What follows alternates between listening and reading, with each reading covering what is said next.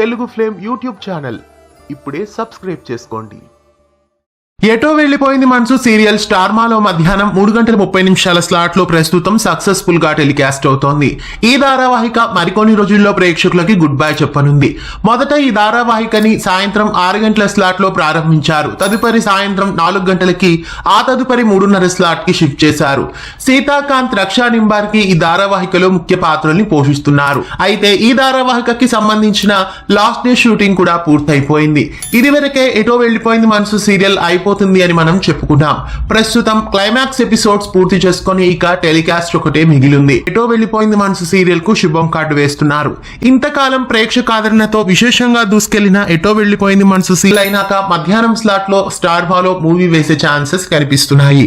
ఎటో వెళ్లిపోయింది మనసు సీరియల్ కూడా క్లైమాక్స్ కి రావడం మీకెలా అనిపిస్తోంది?